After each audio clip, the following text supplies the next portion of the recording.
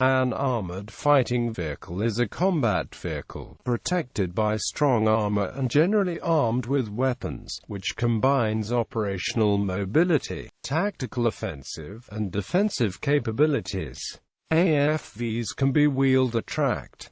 It is not uncommon for AFVs to be simply referred to as armor. Armored fighting vehicles are classified according to their intended role on the battlefield and characteristics. This classification is not absolute. At different times, different countries will classify the same vehicle in different roles. For example, armored personnel carriers were generally replaced by infantry fighting vehicles in a similar role, but the latter has some capabilities lacking in the former. There may also be hybrid vehicles, such as the Striker family of AFVs, the M1128 mobile gun system, an armored car which mounts a large 105mm gun normally used in tank destroyers, but can theoretically be reconfigured to the M1126 infantry carrier vehicle. Successful general-purpose armored fighting vehicles often also serve as the base of a whole family of specialized vehicles. For example, the M113 and mount-pound tracked carriers, and the MOWAG Piranha-wheeled AFV.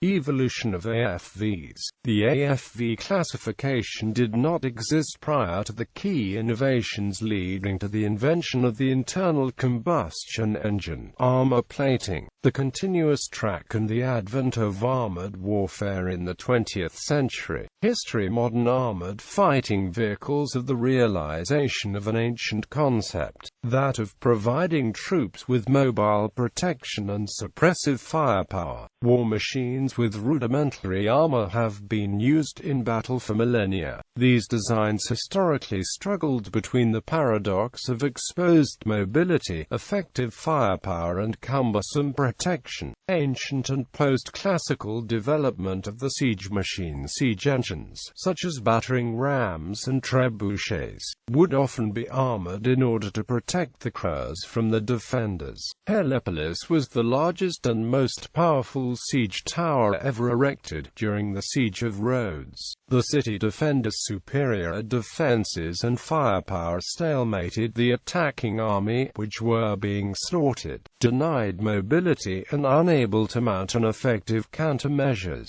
Demetrius ordered the construction of a city-capturing fortress with multiple catapult positions and protective encasements that could carry troops while moving toward the enemy fortifications. The idea of a vehicle with a tortoise-like cover has been known since antiquity, frequently cited as Leonardo da Vinci's 15th-century sketch of a mobile, protected gun platform. The drawings show a conical, wooden shelter with apertures for cannons around the circumference. The machine was to be mounted on 4 wheels which would be turned by the crew through a system of hand cranks and cage gears. Leonardo quoted, "I will build armored wagons which will be safe and invulnerable to enemy attacks. There will be no obstacle which it cannot overcome." Quote. However, modern replicas have demonstrated that the human crew would have been able to move it over only short distances. Development of the war wagon. The chariot was used as a mobile archery platform and as a battle taxi. The original chariot was a fast, light, open, two-wheeled conveyance drawn by 2 or more horses hitched side by side. It was used for ancient warfare during the Bronze and the Iron Ages. The war wagon were medieval weapon platforms. Development during the Hussite Wars around 1420 by Hussite forces rebelling in Bohemia. These heavy wagon were given protective sides with firing slits and heavy firepower from either a cannon or a force of handgunners and crossbowmen, supported by infantry using pikes and flails.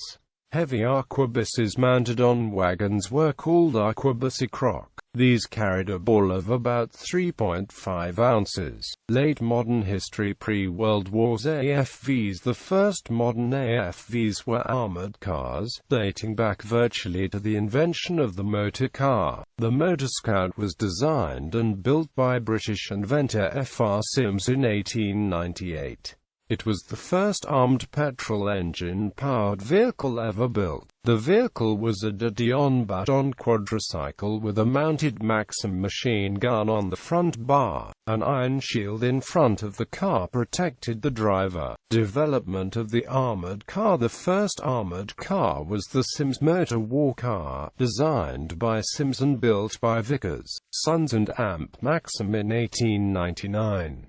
The vehicle had Vickers armor 6 mm thick and was powered by a 4-cylinder 3.3-litre 16 horsepower Canstad Daimler engine, giving it maximum speed of around 9 miles per hour. The armament, consisting of 2 Maxim guns, was carried in 2 turrets with 360 degrees traverse.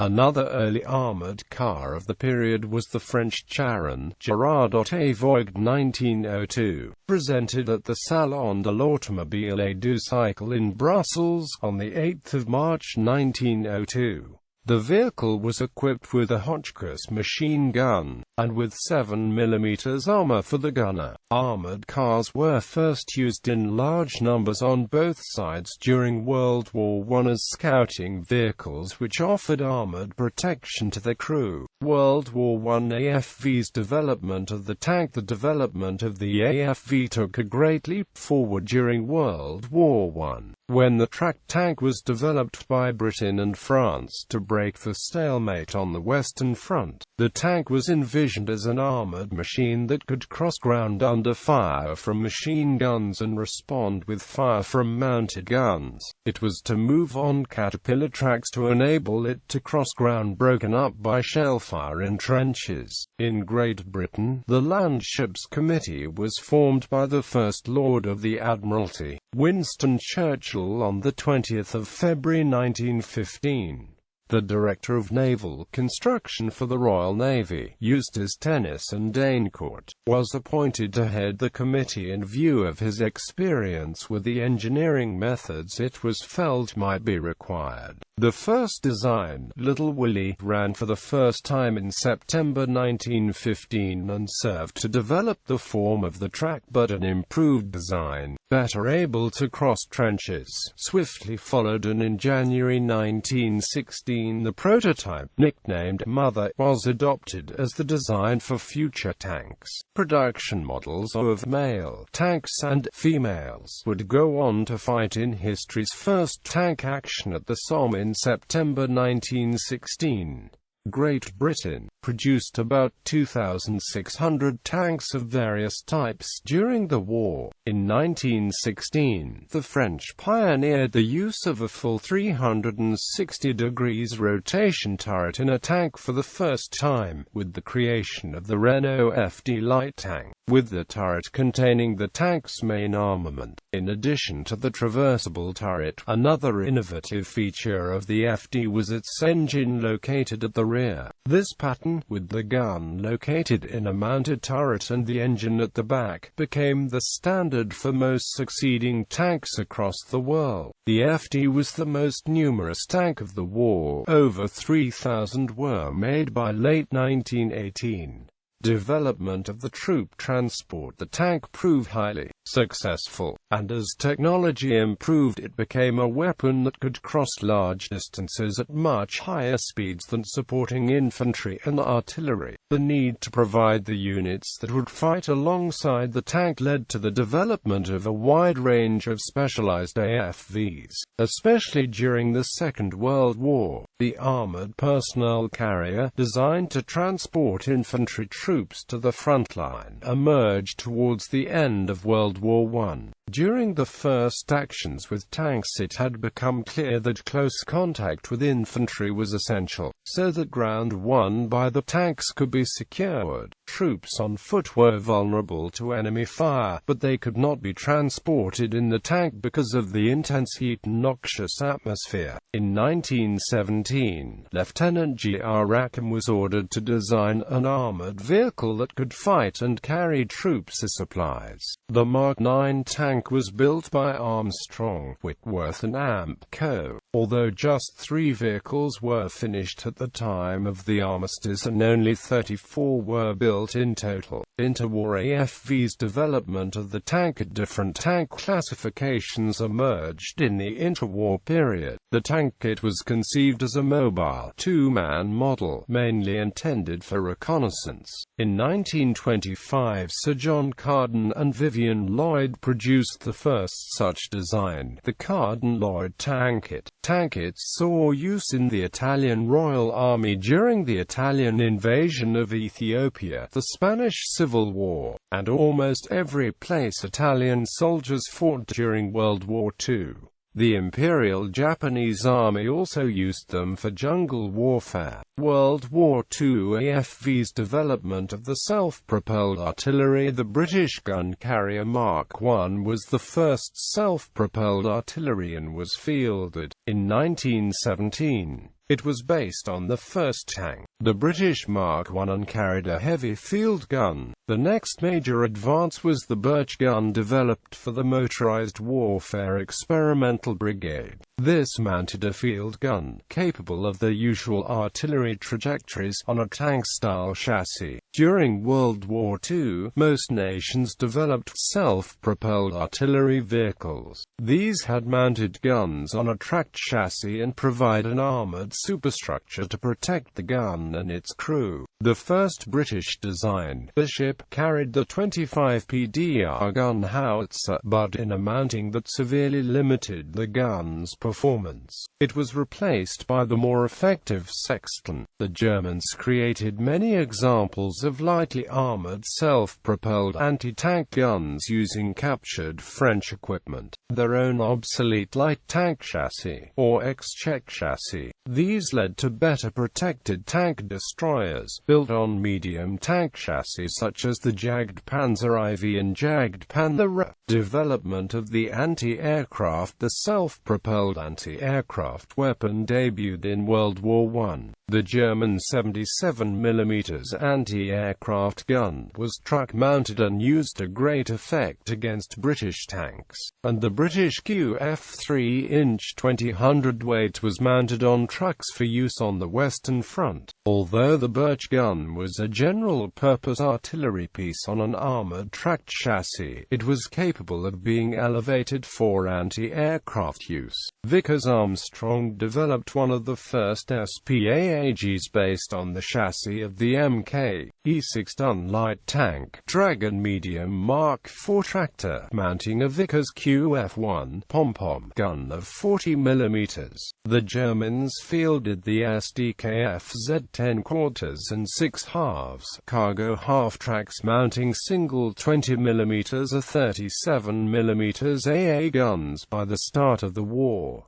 Cold War AFVs. By the end of World War II, most modern armies had vehicles to carry infantry, artillery and anti-aircraft weaponry. Most modern AFVs are superficially similar in design to the World War II counterparts, but with significantly better armor, weapons, engines, electronics, and suspension.